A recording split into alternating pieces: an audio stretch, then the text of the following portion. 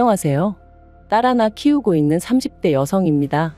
어디다 속 시원히 털어놓을 곳은 없고 그렇다고 아무 말도 안 하고 속으로 삭히자니 좀 답답하기도 하고, 그런데 마침 오늘 시간도 있고 해서 익명의 힘을 빌려 제가 겪었던 일에 대해서 이야기를 해볼까 합니다. 두서는 없겠지만 동네 동생의 푸념이다 생각하고 들어주세요. 남편하고는 지인의 소개로 만났는데 처음부터 결혼을 전제로 만난 것은 아니었어요. 다만 둘 다 나이가 30이 넘어 만났고 만나는 기간이 길어지다 보니 언젠가부터 결혼 이야기도 자연스럽게 나오기 시작했죠. 하지만 친정에서는 결혼까지 생각할 줄은 몰랐다며 그래서 내버려뒀던 건데, 이제 와서 웬 결혼이냐 안 된다, 반대가 심하셨습니다. 왜냐하면 남편에게는 많이 아픈 형, 그러니까 저에게는 아주버님이 있었거든요. 친정부모님은 시부모님이 돌아가시고 나면 아주버님 돌보는 일은 전적으로 저희 남편 몫이 될 게 뻔하고, 그러면 그 일은 결국 제 일이나 마찬가지니 그걸 걱정하셨던 듯해요. 하지만 결론부터 말하자면 자식이기는 부모 없다고 제가 다 상관없다, 괜찮다, 감당하겠다 우겨댔거든요. 사실 남편은 늘 그런 형에게 치이며 자랐다고 말했고, 그래서 시부모님이나 아픈 아주버님에게 그렇게 애틋한 마음은 없는 사람이었어요. 그래서 저희 친정부모님이 우려하시는 일은 일어나지 않을 거라는 제 나름대로의 확신이 있었답니다. 남편 본인 입으로도 자기는 20살 이후로 그쪽에서 마음 끊어냈다 말한 적도 여러 번이었고요. 그런데 이런 이야기를 친정부모님께 하면 행여 저희 남편을 너무 냉정한 사람으로 오해하실까봐 그래서 말씀을 못 드렸던 거죠. 아무튼 그래서 결국 친정부모님이 져주셔서 저희는 부부의 연을 맺게 되었습니다. 그리고 시댁에서는 찬성도 반대도 아닌 뭐랄까 거의 무관심에 가까운 반응이셨어요. 니들이 좋으면 하는 거지, 알아서 해라. 솔직히 남편 앞에서 티는 못 냈지만 좀 당혹스럽대요. 아무리 그래도 아들이 결혼한다는데 저렇게 뜨뜻미지근한 반응을 보이실 수가 있나 싶어서요. 그래도 친구들 말이 시댁하고는 불편할수록 좋은 거라며 저더러 땡 잡았다길래 어떻게든 좋은 쪽으로 생각하기로 했죠. 그리고 역시나 시댁으로부터 받은 지원은 하나도 없어요. 애시당초 남편이 받고 싶지 않다고도 했지만 그래도 어머님이 뭐라도 해줄 거냐 한번 묻지도 않으셨지요. 그리고 이때 친정에서 다시 한번 저한테 이래도 결혼할 거냐?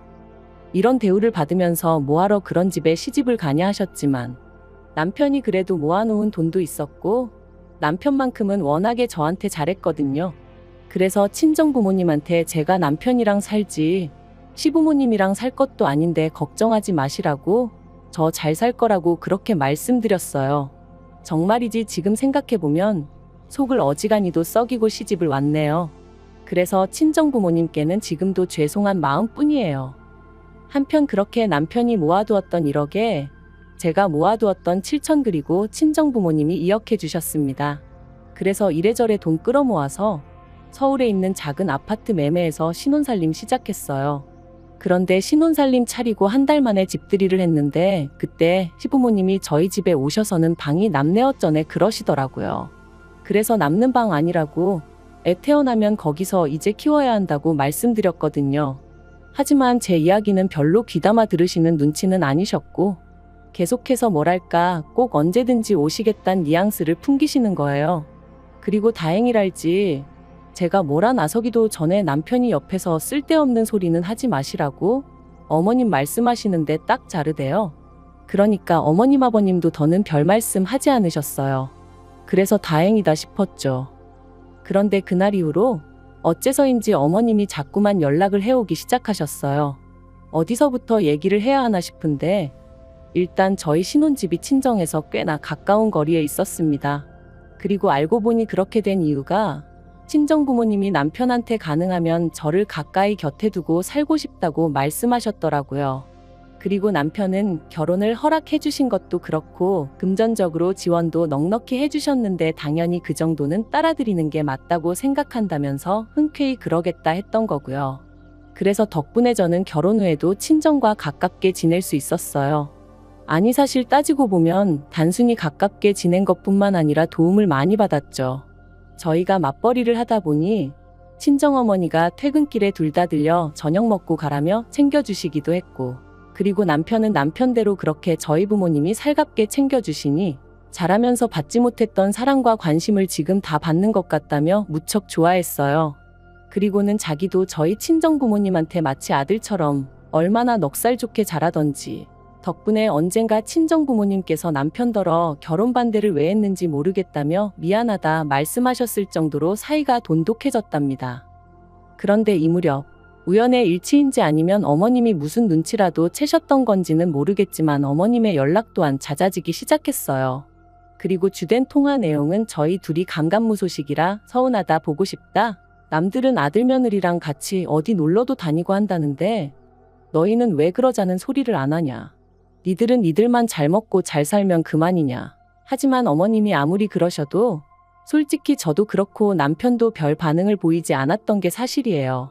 왜냐하면 너무 뜬금없기도 하고 도대체 어떻게 반응을 해야 할지 도무지 감이 안 왔거든요. 그런데 급기야 하루는 어머님께서 저희더러 니들은 네 형이 불쌍하지도 않냐 하고 화를 내셨습니다. 네 형은 저러고 누워있는데 니들만 맨날 하하호호 뭐가 그렇게 즐겁냐면서. 그러면서 부모도 나 몰라라 지 핏줄도 나 몰라라 한다고 웃을 일이 있어도 참고 살라는 식으로 말씀하시는데 정말 황당하더라고요. 그리고 이때는 남편도 크게 화를 냈어요. 그럼 뭐 나는 평생 형보다 덜 행복하고 덜 즐겁게 살아야 하냐면서 말이죠. 아무튼 이런 일이 몇 번 있고 나서 한동안 시댁에 왕래가 없었습니다. 그 사이에 제가 아이를 가졌고 출산까지 했지만 남편이 시댁에 알리질 않은 건지 가타부타 연락 한 번 받은 것도 없었고요. 그래도 저희는 자식돌이는 한다고 매달 용돈은 꾸준히 보내드렸는데 말이죠. 사실 말이 나왔으니 말이지만 원래는 친정에서 받은 것도 더 많고 하니 친정 부모님께 좀 더 보내드렸는데 친정 부모님이 시댁에는 아픈 사돈 총각도 있고 하니 그쪽에 더 신경 써드리라 하셔서 이후로는 양가에 똑같이 보내드렸어요. 그런데도 시댁에서는 어떤 말씀도 없으셨으니 제가 서운할 수밖에 없었던 거죠. 그런데 아이가 태어나고 나니까 언제까지 이렇게 지낼 수는 없겠구나 싶더라고요. 그래서 지금 생각하면 왜 그런 쓸데없는 짓을 했는지 모르겠지만 제가 먼저 남편한테 시댁에 인사드리러 가자고 했어요. 그랬더니 남편도 어쨌든 핏줄인데 그간 마음이 쓰였던 거겠죠?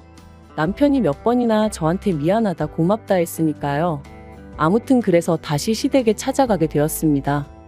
아픈 아주버님에 대해서는 뭐 제가 따로 이러쿵저러쿵 말은 안 하겠습니다만 어머님이 그날 하신 말씀이 너무 충격적이었어서 지금도 기억이 생생하네요. 저희 딸을 보시고는 예쁘다 귀엽다 하시는 것까진 좋았는데 남편더러 니 형은 이렇게 누워만 있는데 너는 할 거 다 하고 사니까 좋냐 하셨거든요. 얼마나 황당하던지 전 처음에 제가 뭘 잘못 들은 줄 알았다니까요. 왜 매번 아픈 아주버님과 남편을 비교하시고 남편 마음을 불편하게 만드시는 건지 도무지 이해할 수가 없었고요. 사실 까놓고 말해서 막말로 남편이 뭐 사과할 일이 아니잖아요. 남편 때문에 아주버님이 아프게 된 것도 아닌데. 그래서 결국 또 분위기는 말 그대로 아작이 났고 저희는 30분 만에 시댁에서 나왔습니다. 집으로 돌아오는 길 내내 남편은 말이 없었고 저도 뭐라고 말을 걸어야 할지 모르겠어서 딸만 어르고 달래며 있었어요. 그리고 그렇게 집에 도착하자 그제서야 남편이 숨이 막혀 죽겠다고 하더라고요. 평생을 아픈 아주버님 그림자 아래서 살다가 그나마 저를 만나 이렇게 가정 꾸리고 행복하다 생각하게 되었는데 한 번씩 시부모님을 만나면 자기가 나쁘고 못된 사람인 것 같아서 너무 괴롭다나요. 그래서 제가 남편더러 당신은 잘못한 거 하나도 없다고 어머님 아버님이 이상하신 거다 했지만 솔직히 제 말이 얼마나 위로가 되었을진 모르겠네요. 그리고 그 만남이 있고 반년쯤 지나 아주버님이 돌아가셨습니다. 원래 앓고 있던 병 때문은 아니고 자다가 심근경색으로 세상을 떠나셨어요. 당연한 말이지만 어머님 아버님은 무척이나 슬퍼하셨고 남편도 많이 힘들어했어요. 저는 뭐 슬퍼하는 남편을 보고 있으니 마음이 많이 안 좋았고요. 아무튼 그렇게 장례를 치르고 나서 2달쯤 지났을 무렵인가 어머님이 연락을 해오셨어요. 저희 부부더러 애 데리고 한번 내려오라고 보고 싶다 하시면서 말이죠. 그리고 저는 또다시 그만 마음이 약해졌네요. 아주버님 떠나보내시고 얼마나 그 마음이 헛헛하실까 싶었거든요. 그래서 안 가고 싶다는 남편을 끈질기게 설득했습니다. 위로해드린다는 마음으로 다녀오자고 피 한 방울 안 섞인 남에게도 이 정도는 해줄 수 있지 않겠냐면서요. 그리고 그렇게 찾아간 시댁에서 저는 정말 깜짝 놀랐습니다. 결혼 전에 인사를 드리러 갔던 날부터 그때까지 한 번도 받아본 적 없는 대접을 받았거든요. 어머님이 아침부터 차리셨다며 정말 상다리가 부러지게 점심상을 차려주셨고, 원래 말수가 없으셨던 아버님도 저희 딸을 어찌나 귀여워해 주시던지 이게 다 무슨 일인가 싶더라니까요. 그리고 그렇게 화기애애한 분위기에서 식사를 마친 후에는 거실에 모여 앉아 이런저런 이야기를 나누게 되었는데, 어머님이 저더러 일하랴 애 키우랴 힘들진 않냐고 물으시더라고요. 그래서 친정부모님이 가끔 도와주시기도 하고 남편도 잘 도와줘서 그럭저럭 괜찮다 했습니다. 그런데 어머님이 그래도 그게 말처럼 쉬운 일이 아닐 거라며 지금부터는 당신도 육아를 도와주고 싶다고 하시는 거예요. 생각지도 못한 제안이라서 좀 놀라기도 했고, 그래서 제가 바로 대답을 못했습니다. 시댁에서 저희 집까지 거리가 차로 왕복 4시간인데 어떻게 도와주시겠다는 건가 싶기도 했고요. 그런데 그때 어머님이 아주버님 생각도 많이 나고 그래서 지금 사시는 집을 내놓으셨다며 이 집을 팔고 저희랑 같이 지낼까 싶으시다대요. 듣던 제가 이번엔 놀란 마음을 감추지 못하고 혹시 합가하자는 말씀이시냐고 물었어요. 그랬더니 어머님이 뭘 그리 놀라냐 하시면서 그동안 우리가 많이 못 보고 지냈으니 이제부터라도 가족 간의 정도 쌓고 그랬으면 좋겠다고 하시더라고요. 그래서 제가 어머님 말씀은 충분히 이해했고 저도 가깝게 지내고 싶지만 그래도 합가는 어려울 것 같다고 말씀드렸습니다. 지금 사는 집이 어머님 아버님하고 같이 살 만큼 넓은 것도 아니고, 그리고 합가는 솔직히 생각해 본 적이 없어서 부담스럽다고요. 아이 육아 문제는 제가 정 힘들면 시터를 써도 되는 일이라서 그렇게 걱정하지 않으셔도 되니까 지금부터라도 어머님 아버님 두 분은 두 분대로 마음 편히 지내시는 게 좋을 것 같다. 정말이지 혹시나 어머님 아버님이 상처받으실까 싶어 조심스레 하지만 완곡하고 확실하게 거절의 뜻을 밝혔죠. 그런데 어머님이 애는 어릴 때가 제일 중요한 법이라면서 어떻게 남의 손에 맡기냐고 시터는 절대 안 된다고 하시는 거예요. 그리고 이때 남편이 너무 갑작스러워서 그러니 일단 생각 좀 해보겠다 했는데 저는 그런 남편의 반응도 당황스러웠습니다. 매사 어머님 아버님과 관련된 일이라면 제가 나서기 전에 알아서 딱딱 정리해주던 남편이 어째서인지 이번만큼은 여지를 남겨두는 게 영 찜찜했거든요.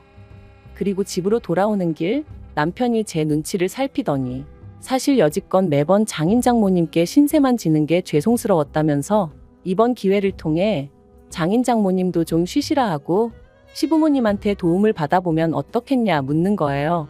이게 언뜻 듣기에는 저희 부모님을 생각해서 하는 이야기 같았지만 한마디로 합가하잔 소리였으니 얼마나 당혹스럽던지. 하지만 최대한 침착하게 혹시나 남편 마음이 상할까 싶어 조심스레 그런 이유라고 하더라도 합가는 불편할 것 같다고 싫다고 했어요.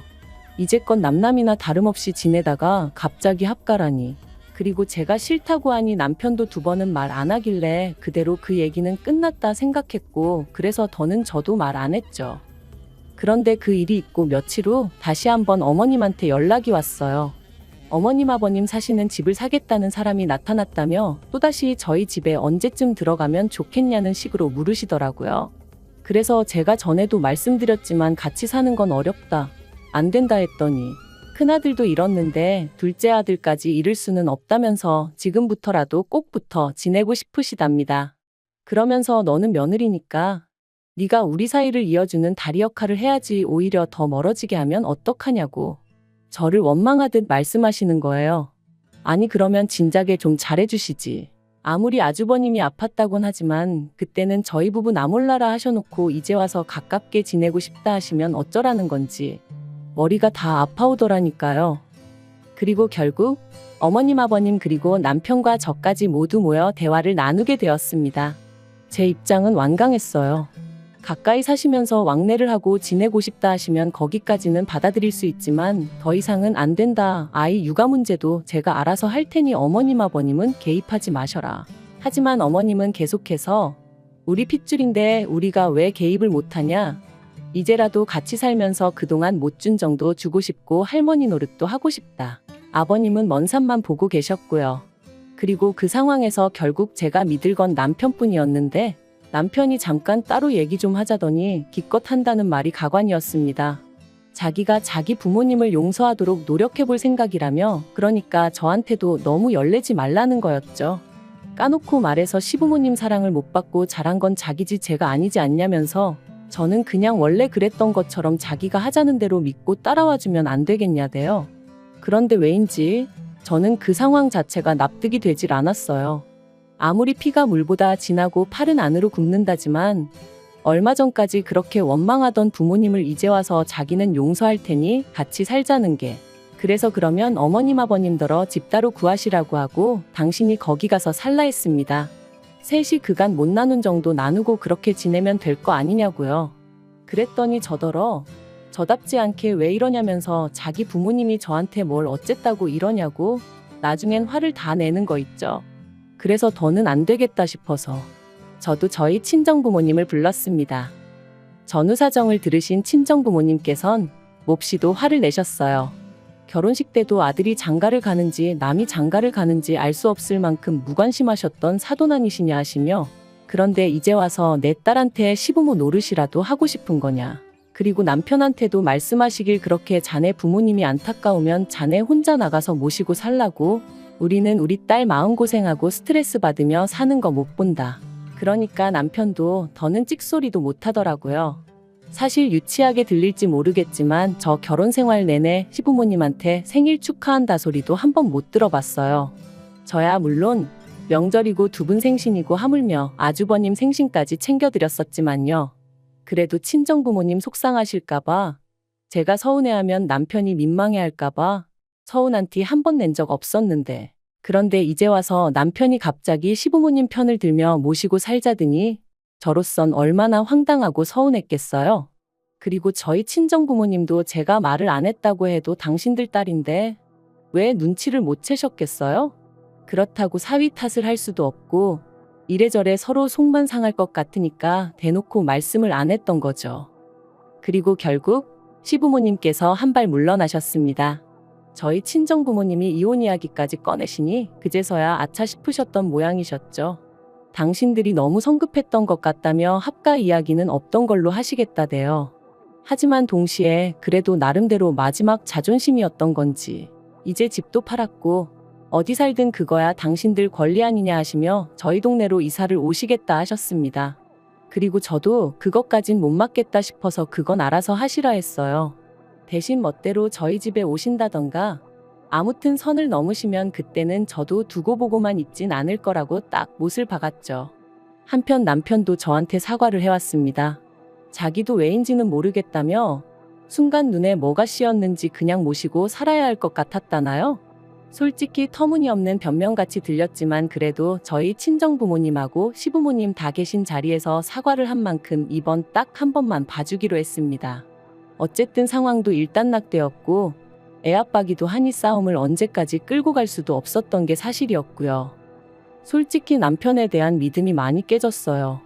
충분히 사과도 받았고 상황을 아예 이해 못하는 건 아니지만 그래도 남편이 결정적인 순간에 제가 아닌 시부모님 편을 들었다는 게 여전히 불편하고 서운하고 그렇거든요. 그래서 좀 유치하지만 앞으로 제 나름대로 방식으로 되갚아줄까 싶네요. 그리고 시부모님하고는 다시 어색한 사이가 되었는데 이건 뭐 시간의 흐름에 맡겨야 할 것 같아요. 만약 해결이 되지 않는다면 그 또한 어쩔 수 없다 싶고요. 긴 이야기 들어주셔서 감사합니다. 오늘의 사연은 여기까지입니다.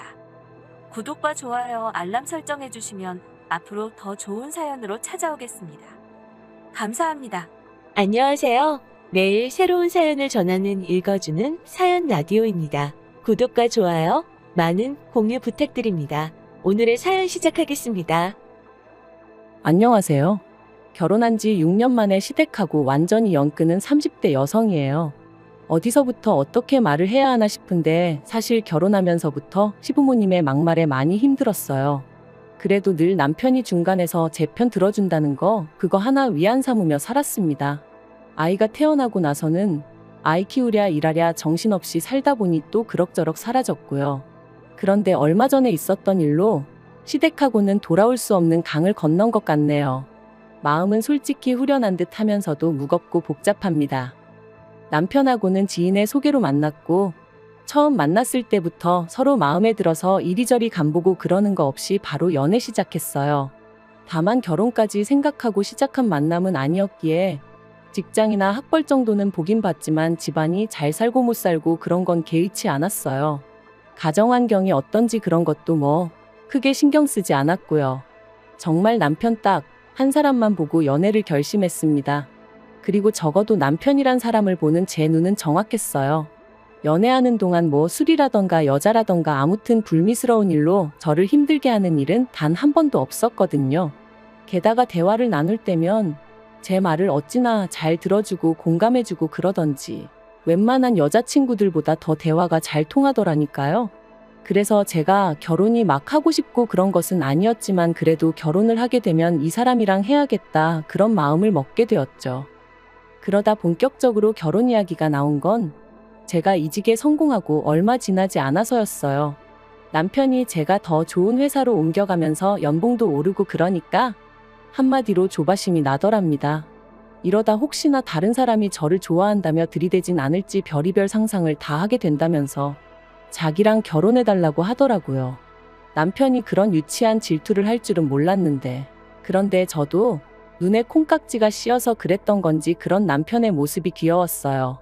그리고 나를 정말 좋아하는구나 그런 생각이 들대요. 그래서 조금은 뜻밖의 타이밍에 부부의 연을 맺게 되었죠. 결혼할 때 시댁에서 받은 도움은 없어요. 사실 막상 결혼 이야기가 진행되면서 양가사정을 오픈했을 때만 하더라도 남편도 시부모님이 그렇게 빠듯한 상황인지는 몰랐던 모양이에요. 늘 입버릇처럼 두 분이 아들 장가갈 때 집 한 채는 해줘야지 하셨다며 그러니 적어도 1억은 해주지 않으실까 얘기했을 정도니까요. 하지만 막상 남편이 저를 데리고 시댁에 인사를 드리러 갔던 날 시부모님이 제 면전에다 대고 그러시대요. 성인 두 사람이 만나서 서로 좋아해서 하기로 한 결혼이니 부모로서 해줄 것은 달리 없다고요. 대놓고 표현은 못했지만 좀 당황스러웠죠. 그래서 슬며시 남편을 쳐다봤는데 아니나 다를까 남편은 정말 놀란 얼굴이더라고요. 그리고 그 일이 있고 며칠 뒤 남편이 말하길 그 일로 시부모님과 크게 다퉜답니다. 애시당초 집을 해준 애만에 그런 얘기는 왜 하신 거냐면서 남편이 물었더니 마음이야 해주고 싶은데 능력이 안 되는 걸 어쩌겠냐 하시며 오히려 설령 돈이 있어도 내가 해주기 싫으면 안 해주는 거 아니냐며 자식이 돼서는 오히려 결혼할 때가 되면 이만큼 키워주셔서 감사합니다 하고 지 부모 뭐 하나라도 해주고 갈 생각은 못하고 끝까지 뜯어갈 국리나 하냐며 화를 내셨다나요? 그 얘기를 전하며 속상해하고 민망해하는 남편을 보고 있으니 제 마음이 얼마나 아프던지 그래서 제가 괜찮다고 신경 쓰지 말라고 했어요. 내가 사는 아파트 전세 보증금이랑 당신 사는 집 보증금이랑 더하고 친정 부모님께 손 좀 벌리면 그래도 우리 둘이 살 집 하나 정도는 마련할 수 있을 거니까 너무 마음 쓰지 말라 했죠. 쓸데없는 허례허식 생략하고 우리가 현명하게 잘 해결해 나가자면서요. 그랬더니 남편이 저더러 정말 면목이 없다 하며 고맙다 했는데 사실 제가 말은 그렇게 했지만 저도 평범한 사람이고 여자인데 왜 서운한 마음이 없었겠어요. 당장 친정 부모님한테도 그 전에 해놓은 말이 있다 보니 상황이 이렇게 달라졌다고 어떻게 설명을 해야 하나 싶고 정신이 하나도 없었다니까요. 그래도 정말 다행히 감사하게도 친정 부모님께서 없어서 못해주는 부모 심정은 오죽하겠냐 하시며 너무 남편한테 뭐라 하지 마라, 스트레스 주지 마라 하셨습니다. 저희가 막말로 어디 쪽방에서 신혼살림을 차려야 하는 상황도 아닌데 시작부터 돈 문제로 너무 부딪히지 말라 하시면서 말이죠. 약간의 잡음이 있었지만 무사히 저희는 부부의 연을 맺었고 한동안 별탈 없이 신혼생활을 이어갔습니다. 물론 집들이 일도 그렇고 여러 가지로 시부모님과 갈등이 있긴 했지만 그럴 때마다 남편이 중간에서 제 편 잘 들어주고 상황을 잘 무마해준 덕분에 그럭저럭 버텨낼 수 있었죠. 그런데 제가 임신 4개월 차였던 때였어요. 추석 연휴라 시댁에 가야 하는 상황이었는데 제가 입덧이 좀 심했거든요. 그래서 남편과 상의 끝에 원래는 남편만 시댁에 가기로 했네요. 그런데 어머님 말씀이 어머님이 시누랑 음식은 다 해놓을 테니 같이 와서 잠만 자고 가라 하시더라고요. 남편만 오면 그건 경우에 어긋나는 거다 하시면서요. 그래서 그럼 추석 전날 내려갔다 오전까지 있고 오후에 친정에 가기로 했죠. 원래는 친정도 안 가려고 했는데 어차피 시댁에 가게 된 거 움직인 김에 친정도 들리자 뭐 그렇게 얘기가 된 거였고요. 그런데 막상 시댁에 도착하니 아무리 제가 며느리라곤 해도 임신 중인데 어머님이 정말 일을 하나도 안 도와주시더라고요. 음식도 다 해두셨다고 했는데 막상 보니까 전도 한 가지만 되어 있어서 나머지는 제가 해야 하는 상황이었고 볶고 데치고 하는 것도 재료 손질만 좀 되어 있었지 거의 날 것이나 다름이 없었어요. 그러니까 남편도 보더니 한숨을 푹 쉬고는 이걸 이 사람이 어떻게 다 하냐며 자기가 부엌에 서더라고요. 저한테는 쉬라고 그러고. 그러니까 그제서야 어머님이랑 신우가 못마땅한 얼굴로 부엌에 들어와서는 남편더러 한다는 말이 어머님은 일평생 혼자 다 하셨는데 네 와이프는 왜 못하냐는 식인 거예요. 특히 어머님께선 남편더러 나는 너 없고서도 했었다며 짜증을 내시는데 제가 다 민망해서 고개를 못 들겠더라고요. 하지만 그게 끝이 아니었어요. 차례 지내고 식사하고 나니까 설거지거리가 정말 싱크대 안은 물론이고 밖에까지 쌓일 만큼 많이 나왔거든요. 그런데 당연하다는 듯 다들 거실에 가서 앉는 거예요. 그래서 저도 따라가니 어머님이 설거지를 지금 해야지 안 그러면 다 눌러붙어서 닦기 힘들다는 식으로 말씀을 하시는데 누가 봐도 저 들으라는 소리였어요.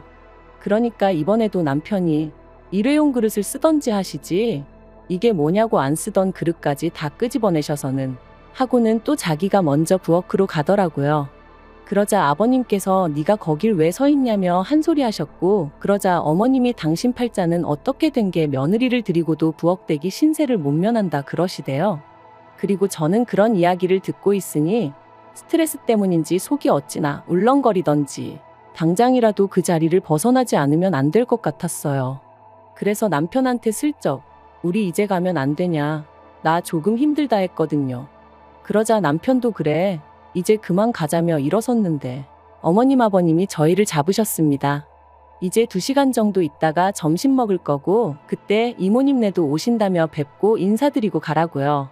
그러니까 남편이 안 된다고 지금 장인 장모님도 기다리고 계시다니까 어머님이 이모님 얘기를 또 하시는 거예요. 그러니까 이제 계속해서 좋게 좋게 말하던 남편도 이모랑 이모부 때문에 어떻게 장인 장모님을 기다리시게 하냐며 한마디 하더라고요. 그러자 어머님이 어찌나 저를 노려보시던지 그리고는 제가 남편 뒤에 숨어서는 아주 그냥 남편을 가지고 논다나요?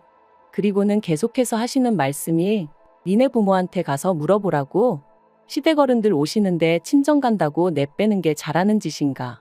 그리고 계속해서 저희 집 가정교육이 어떻고 니네 부모가 어떻고 하시는데 더는 듣고만 있을 수가 없어서 그만 좀 하시라고 한마디 해버렸어요. 그랬더니 저더러 나더러 말 한마디 할 때마다 며느리 눈치를 보라는 거냐며 그거 시집 올 때 돈 좀 해왔다고 상전 노릇을 하려 들더니 임신이 대수냐? 나도 둘이나 낳았지만 나는 내 시부모한테 안 그랬다. 네가 지금 우리 집안을 얼마나 개무시를 하면 시애미가 한마디 한 걸 가지고 그렇게 말하지 마세요 하고 대드냐. 정말이지 계속 이러다가 내가 어떻게 될지도 모르겠다는 생각이 머릿속을 스칠 때쯤 남편이 그만하시라고 그러곤 저를 데리고 나와버리대요. 그리고 그게 처음 시댁과 연을 끊었던 이유였습니다.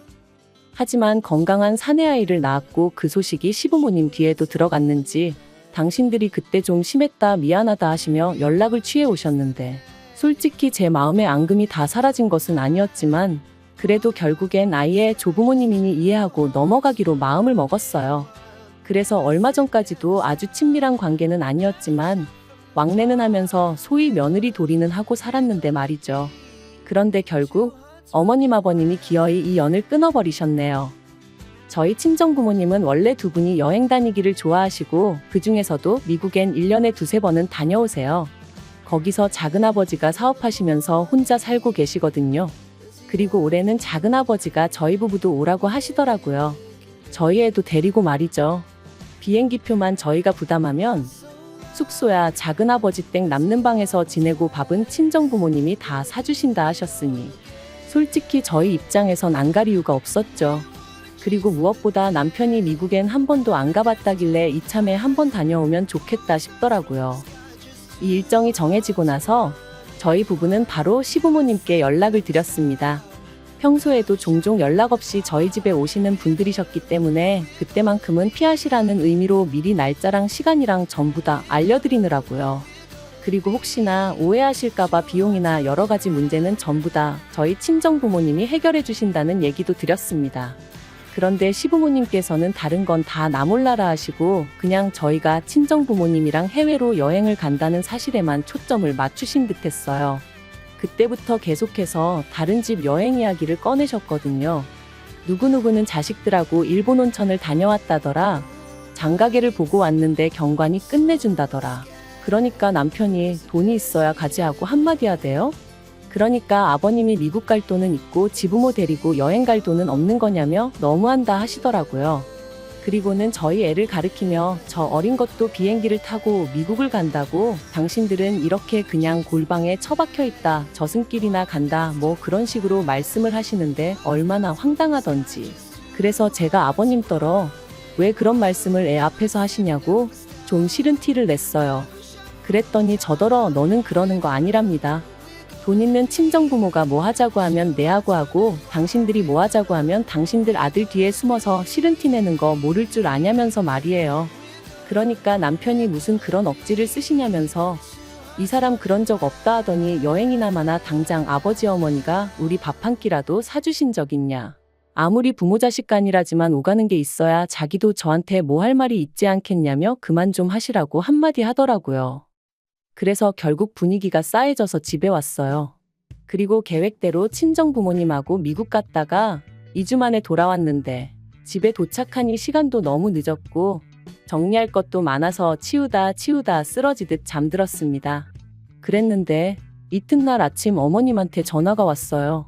제가 받았더니 대뜸 다녀왔으면 다녀왔다고 전화해서 인사를 해야 할 거 아니냐며 소리를 지르시대요. 좀 황당해서 짐 정리하다 잠들어서 그렇다 죄송하다 했는데도 계속해서 어찌나 화를 내시던지. 그래서 도무지 감당이 안 돼가지고 남편한테 전화기를 넘겼어요.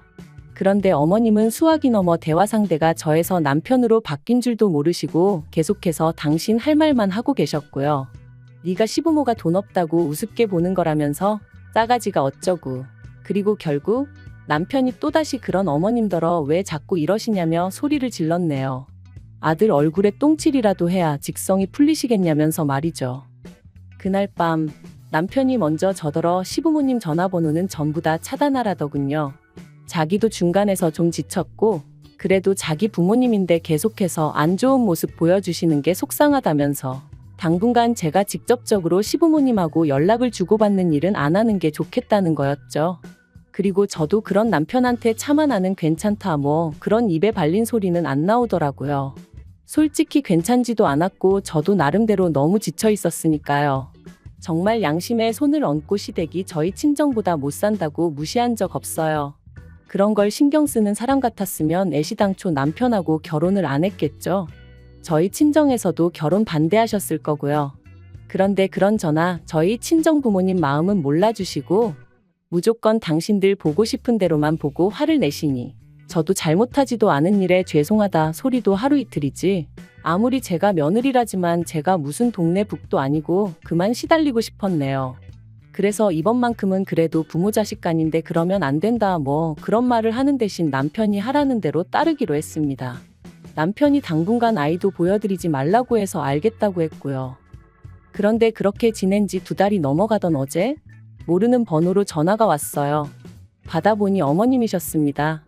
너 내 번호 차단했냐 하시더니 남편이 보내드리던 용돈도 끊었다고 저더러 도대체 남편을 어떻게 구워 삶았냐며 화를 내시더라고요.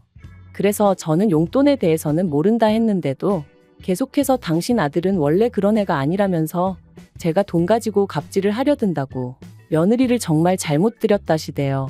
그리고 그런 말까지 듣고 나니 그나마 마음 한구석에 남아있던 남편 마음이 얼마나 불편할까. 나는 괜찮으니 시부모님이랑 잘 지내보라고 남편에게 말해볼까 하던 그 마음이 눈 녹듯이 싹 사라져버렸어요. 그래서 어머님한테 앞으로는 이렇게 모르는 번호로 전화거는 이런 짓 하지 마시라 한마디 했네요. 돈 문제는 아드님하고 상의해보시라 했고요. 어차피 제가 무슨 말을 해도 믿지 않으실 거면서 저한테 이러지 마시라고.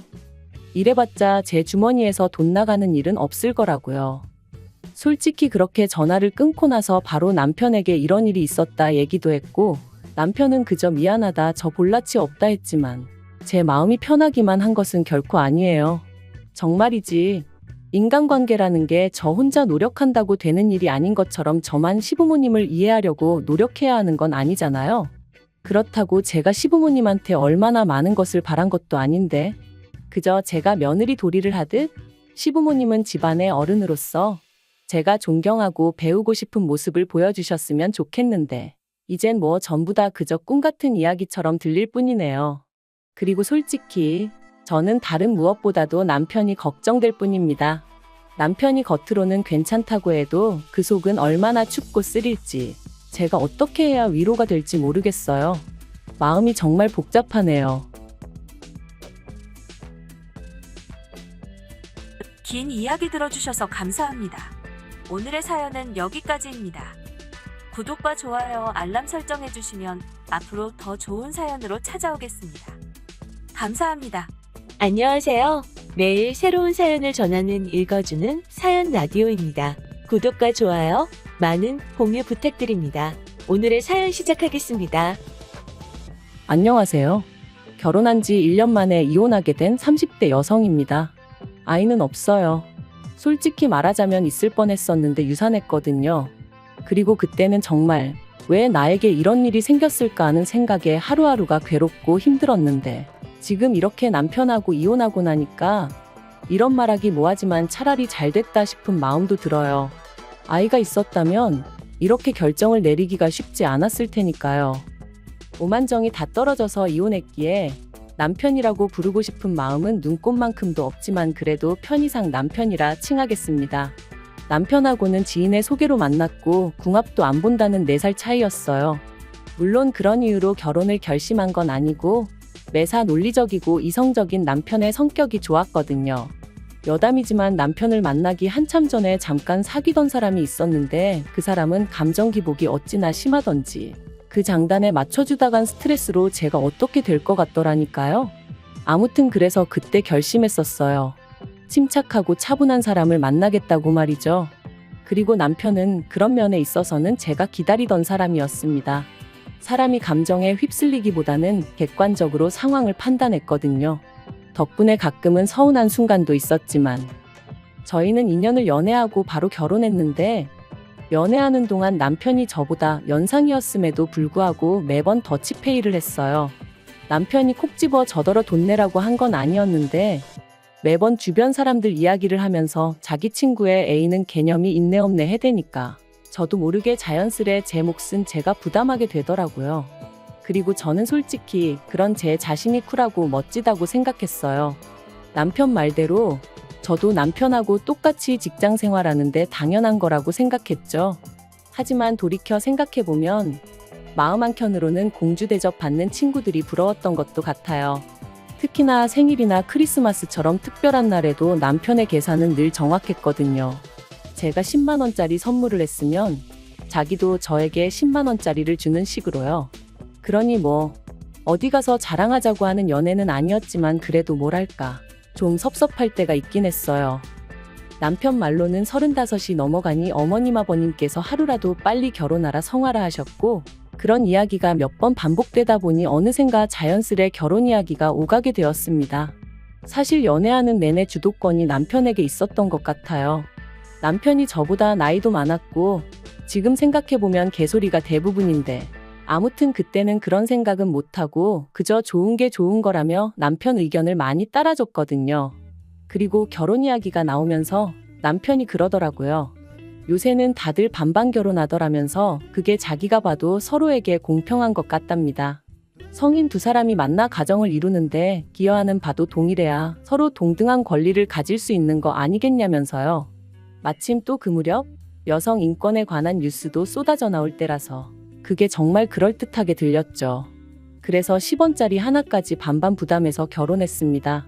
친정부모님이 아무리 요새 젊은 사람들이 손해보기 싫어한다지만 그래도 결혼하는데 어떻게 그렇게까지 따지냐며 혀를 차셨는데, 정말이지 친정부모님 말씀이 틀린 거 하나 없었어요. 사랑해서 하는 결혼이라면서 10원짜리까지 따져가면서 결혼했다는 게 지금 생각해도 어이가 없네요.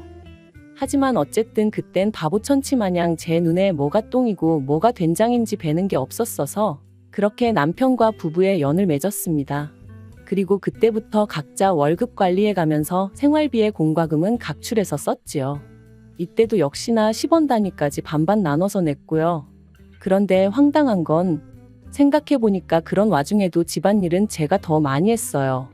특히나 부엌일 같은 경우 남편은 제가 여자고 아내이니 당연히 제가 하는 게 맞다고 여겼죠. 그런데 저 또한 그게 불공평하다 생각치 못하고 어째서인지 당연하게 받아들였어요. 남편은 늘 저더러 살림을 잘한다, 야무지다 이런 말로 저를 칭찬했고 그러면 왠지 인정을 받는 기분이었거든요. 바보 같았죠, 정말로. 제가 도대체 뭘 생각하면서 살았던 건지 모르겠네요. 그런데 그렇게 신혼생활을 이어가던 결혼한 지 8개월째 되던 때였습니다. 어째서인지 그 무렵 몸이 찌뿌둥하고 평소와 다른 게 느껴지더라고요. 그래서 별 생각 없이 감기 몸살약을 먹으려다가 문득 혹시나 하는 마음에 병원을 찾았는데 임신이었죠. 계획보다 빨리 찾아와준 아기 천사 때문에 놀라기도 했지만 이내 그 놀람은 기쁨으로 바뀌었고 바로 남편에게 연락을 했어요. 남편도 소식을 듣고는 정말 뛸 듯이 기뻐하더라고요. 하지만 임신 4개월 차가 돼가던 때 시부모님과 함께 점심 식사 자리를 갖게 되었는데 이런저런 이야기가 오가던 와중에 산후조리원 이야기가 나왔어요. 그래서 제가 주변에 다녀온 언니들하고 친구들에게 물어서 몇 군데 알아놨다 하니까 남편이 대뜸 비싸지 않냐면서 저더러 모아둔 돈은 있냐고 묻더라고요. 그리고 그 얘기를 듣는데 솔직히 순간 이게 무슨 소리지 싶었죠. 그래서 산후조리원비를 내가 내라는 거냐니까 산후조리원은 선택이지 필수가 아니잖아 그러더라고요. 지구상 모든 여자들이 출산하고 산후조리원에 가는 건 아닌데 한국 여자들만 유독 유난스럽다면서요. 그러면서 저더러 제 돈 내고 갔다 온다 하면 그건 뭐라 안 하겠는데 대신 다녀와서는 집안 청소도 2주 동안 제가 해야 된답니다. 제가 집을 비운 동안은 자기가 다 해야 한다면서 말해요. 그리고 그런 이야기가 오가는 동안 시부모님이 보이신 반응도 어이가 없었습니다. 솔직히 다른 사람들 말이 아이를 가지면 산후조리원 비용 정도는 시댁에서 지원해 주시는 일도 있다던데 저희 시부모님은 산후조리원비를 아내더러 내라는 한심한 당신들의 아들을 보고도 웃기만 하실 뿐 하다못해 말이라도 왜 그러냐 그런 소리 좀 하지 마라 뭐 그런 말씀 한마디조차 없으셨거든요. 그래서 결국 참다 못한 제가 시부모님더러 오빠가 너무하지 않냐고 투덜거리니 기껏 하신다는 말씀이 저희 남편 성격이 원래 똑부러지지 않냐면서 당신들 아들이지만 틀린 말은 안 한답니다. 그러니 거기다 대고 제가 무슨 말을 더 하고 싶었겠어요? 그리고 한편 조심한다고 조심하고 티를 안 내려고 무척이나 애를 썼는데 결국엔 회사에서 제 임신 사실을 알아버렸습니다. 사실 제가 다니던 회사는 직원 수가 10명 남짓이다 보니 솔직히 출산휴가니 육아휴직이니 이런 건 그림의 떡이나 마찬가지였거든요. 그래서 결국 임신 사실 확인하고 한 달도 채 되지 않아서 쫓겨나듯 회사에서 나와야만 했어요. 여담이지만 사장아들이 대표 자리를 차지하고 난 이후로는 모든 게 빡빡해진 상황이었다 보니 어디 하소연할 곳도 마땅치 않았고요. 노무사를 통해 법적으로 다퉈보라는 조언도 받았지만 거기서 받을 스트레스를 생각하니 뱃속의 아이도 걱정이 되어서 여러 가지로 엄두가 나질 않았던 게 사실이에요. 하지만 그러면 뭘 하나요? 어이없게도 퇴사하고 얼마 지나지 않아 아이마저 저를 떠났는걸요. 그리고 이로 인해 저는 완전히 무너졌습니다. 남편은 아이는 또 가지면 된다 했지만 딱히 위로처럼 들리지는 않았죠. 아무튼 제가 남편더러 당분간은 좀 쉬어야겠다 했어요. 직장을 다시 구하는 건 그래도 그동안 제 경력이 있고 하니 걱정할 바가 아니었으나 건강이나 감정적인 건 어떻게든 좀 추스려 놓지 않으면 안 되겠다 싶었거든요. 그랬더니 남편이 그런 건 뭐 저 알아서 하라더니 정말 일주일도 안 돼서 자기가 도맡았던 집안일을 손에서 딱 놔버리대요. 자기는 회사 일 하는 것만으로도 힘들다면서. 그런데 그런 남편한테 좀 서운하면서도 어째서인지 그게 당연하게 느껴지더라고요. 남편이 외버리니까 제가 집안일을 해야 한다고요. 하지만 그렇게 지낸 지 한 달쯤 됐나 남편이 저더러 왜 생활비를 안 내놓냐는 거예요. 그래서 제가 난 직장을 안 다니지 않냐니까. 그래도 처음부터 반반 결혼했으니 제 몫은 제가 스스로 책임져야 하는 거 아니냐면서 저더러 모아둔 돈으로 뭐 할 거냐고 이럴 때 쓰는 거라나요? 그리고 저는 뭔가 찜찜한 기분을 지울 수가 없었습니다. 따지고 보면 자기는 바깥일 한다고 그래서 제가 집안일을 다 도맡게 된 건데 그렇다고 제가 집안일 한 거에 대해서 누가 월급 주는 건 아니잖아요. 그런데 생활비까지 내놓으라니 뭔가 단단히 이상하단 생각이 들었죠. 하지만 왠지 치사하기도 했고 당시 제 자존감이라고 해야 하나 그런 게 완전히 바닥을 치고 있었거든요. 내가 왜 이러고 살지? 이렇게 사는 게 무슨 의미가 있지? 그런 생각이 들 정도로요. 아마 지금 생각해보니 우울증 초기였지 않았나 싶네요. 아무튼 그렇다 보니 바보같이 따지고 들지를 못했어요. 말로는 치사하고 더러워서 주고 만다 했지만 실은 어쨌든 직장에서 잘린 건 저고 그런 제 자신이 초라해서 견딜 수가 없었거든요. 그런데 그런 와중에 괜히 남편하고 말싸움이라도 했다가 남편이 저를 무시하는 말을 하기라도 하면 제가 견뎌낼 수 있을 것 같지도 않았고요. 그런데 제가 가만히 있으니 정말 무슨 가만히로 보이기라도 했던 건지 이혼을 결심하게 된 결정적인 사건이 있었습니다. 저는 하루에 보통 2끼를 먹어요. 아침은 원래 직장 다닐 때도 안 먹었고 점심은 도시락으로 저녁은 집에서 남편이랑 먹었죠. 그런데 직장을 나온 이후로는 점심도 집에서 혼자 먹어야 되니까 별로 입맛이 없더라고요. 그래서 보통 간단한 스낵으로 허기만 달래는 시기였어요. 그리고 덧붙이자면 이 간단한 스낵은 전부 다 순수한 제 돈으로 샀습니다. 남편이 저더러 네가 어린애도 아니고 이런 걸 뭐하러 사 먹냐며 결혼 초부터 어찌나 눈치를 주던지 생활비로 사는 게 아까워서 그러는 것 같았죠.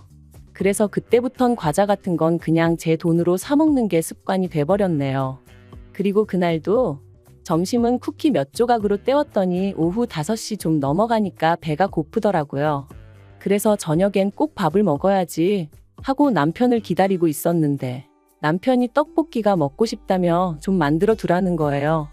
자기 와이프가 매번 점심은 간단히 때우는 걸 알면서 굳이 분식을 먹자는 건지 이게 별거 아닌 것 같지만 제가 정말 예민하던 시기였어요. 그렇다 보니 이런 것도 좀 서운하긴 하더라고요. 하지만 하늘에 맹세코 티는 안 냈습니다.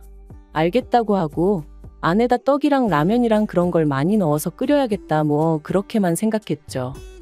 남편은 7시가 되어서야 도착했고 그런 남편에게 제가 너무 배가 고프니까 먼저 먹고 씻으면 안 되냐 물었어요. 그랬더니 남편이 자기가 뭐 찝찝해서 그렇다며 저더러 먼저 먹고 있으라대요. 이미 라면사리도 넣었지. 남편 기다리다간 뿔게 생겨서 알겠다 하고 라면사리만 먼저 좀 건져 먹었네요. 그런데 얼마 후 화장실에서 샤워를 마치고 나온 남편이 식탁에 앉아있는 저를 보더니 진짜 먼저 먹었냐는 거예요. 그래서 라면사리만 좀 먹었다니까. 아무리 자기가 먼저 먹으라고 했어도 그렇지. 밖에서 힘들게 일하고 온 사람 김 빠지게 떡볶이도 자기가 먹고 싶다고 한 건데 어떻게 제가 먼저 손을 댈 수 있냐대요. 어이가 없어서. 그런데 남편이 거기서 그치지 않고 수건으로 자기 머리를 털면서 저더러 집에서 놀아도 배는 고픈가 봐 하는데 이건 누가 뭐래도 비아냥거리는 거였죠. 진짜 순간 얼마나 속에서 우라가 치밀던지 식탁 위에 있던 떡볶이 냄비를 그냥 바닥에 엎어버렸어요. 그리고는 다른 집 남자들은 아내가 힘들어하면 먼저 나서서 쉬라고 한다더라.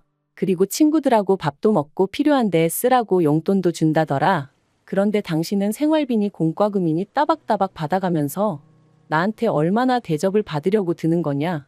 네가 나한테 해준 게 뭐가 있다고 나를 무시하냐? 정말 미친 듯이 쏘아붙였네요. 그리고는 당신이 경제적으로 무능력한 걸 반반이니 뭐니 말 같지 않은 소리로 덮어씌우는 거 내가 모를 것 같냐 했습니다. 찌질하다고 쪽팔려서 어디다 말도 못하겠다고도 했고요. 그랬더니 남편이 저더러 말 다 했냐며 남들은 남산만하게 배불러서도 회사 생활 잘만 하던데 너는 직장도 잘리고 애도 못 낳지 않았냐며 그런 저보다 자기가 100배 1000배 낫다대요. 그리고 그 소리까지 듣고 나니까 정말 오만정이 다 떨어지더라고요. 그래서 더는 뒤도 안 돌아보고 핸드폰하고 차키만 챙겨서 바로 친정으로 향했습니다. 밤 9시가 다 돼서 시집간 딸이 연락도 없이 친정에 왔으니 친정 부모님이 얼마나 놀라셨겠어요.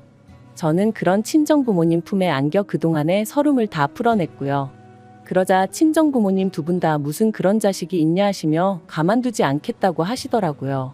그리고 이튿날이었습니다. 아침부터 현관밖이 소란스러워 내다보니 남편이었어요. 남편이 저를 발견하고는 얘기 좀 하자길래 현관을 열었더니 기껏 한다는 말이 어제 제가 어지른 거 자기가 치우느라 진짜 고생했다면서 자기가 말이 지나쳤다면 미안하지만 저도 그렇게 무식한 행동을 했으니 잘한 건 없답니다. 그리고는 그러니까 지난 밤에 있던 일은 없던 일로 퉁치자대요. 정말이지 이 인간 머리는 폼으로 달고 있나 싶었죠. 사과 같지도 않은 미안하다 한마디 틱 던져놓으면 내가 쪼르르 따라갈 줄 안 건가 싶은 게.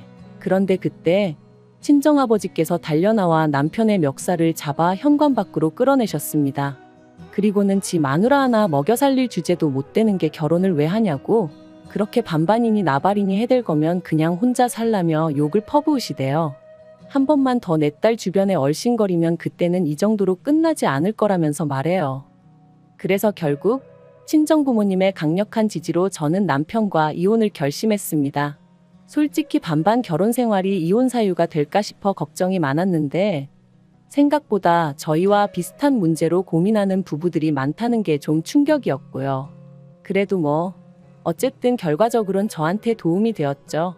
남편하고는 결혼 유지 기간이 짧았기에 위자료 같은 건 받아내지 못했지만 기대도 없었기에 그 부분은 뭐 딱히 실망스럽지도 않아요. 제가 정말 후회되고 속상한 건 단 한 가지, 결혼 전부터 남편이 저를 생각해주는 척하며 어지간히 저란 사람을 제 가치를 후려치고 깎아내리고 있었는데 그걸 진작에 알아채지 못했다는 사실뿐입니다. 남편 같은 사람 때문에 제 인생의 황금기라고 할 수 있는 젊은 날의 한 페이지가 잔뜩 얼룩져 버린 게 너무 속상하고 아깝고요. 하지만 앞으로는 무슨 일이 생기건 간에 무조건 제 자신을 탓하며 살지는 않을 거예요. 이번 일을 통해 제가 누구보다 사랑해야 할 존재는 제 자신이라는 걸 확실히 깨달았으니까요. 긴 이야기 들어주셔서 감사합니다. 오늘의 사연은 여기까지입니다. 구독과 좋아요, 알람 설정해주시면 앞으로 더 좋은 사연으로 찾아오겠습니다. 감사합니다.